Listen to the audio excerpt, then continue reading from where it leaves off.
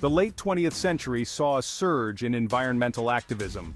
Some groups crossed the line to illegal activities, becoming known as eco-terrorists. The Earth Liberation Front, or ELF, and the Animal Liberation Front, ALF, were prominent. They caused millions in damage across the United States. In response, the FBI launched Operation Backfire in 2005.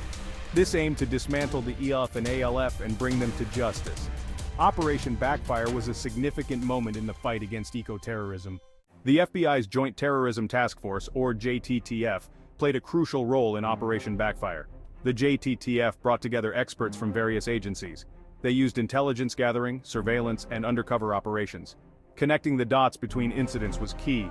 The JTTF's role showed the importance of interagency cooperation. Undercover operations were a vital component of Operation Backfire.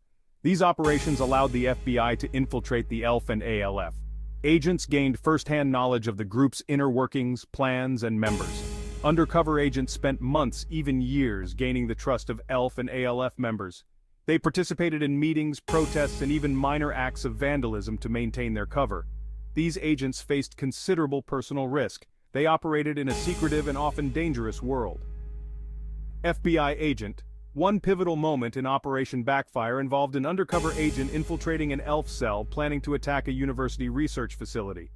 The agent gathered crucial evidence about the planned attack, including the group's motives, targets, and methods. This information allowed law enforcement to prevent the attack and apprehend the suspects. Undercover operations provided invaluable intelligence that would have been impossible to obtain through other means. They allowed the FBI to disrupt planned attacks, dismantle eco-terrorist cells, and hold individuals accountable for their actions. Section 4. A network of law enforcement collaboration. Operation Backfire was not solely an FBI operation. It required extensive collaboration with federal, state, and local law enforcement agencies. The investigation spanned multiple jurisdictions, necessitating a coordinated effort to share information and resources. Local law enforcement agencies often had valuable insights into local environmental groups and potential suspects. They worked closely with the FBI to provide information and support on the ground. This collaboration was crucial in building cases and apprehending suspects. Beyond law enforcement, the FBI also collaborated with other stakeholders, such as private businesses and academic institutions. These partnerships provided valuable information about potential targets, security vulnerabilities, and suspicious activities.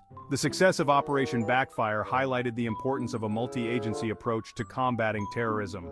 By sharing information, resources, and expertise, law enforcement agencies at all levels could effectively address the complex and evolving threat of eco-terrorism. Section 5.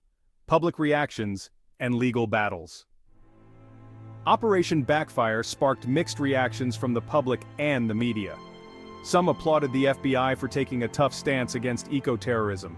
They argued that the LF and ALF's actions were dangerous and criminal.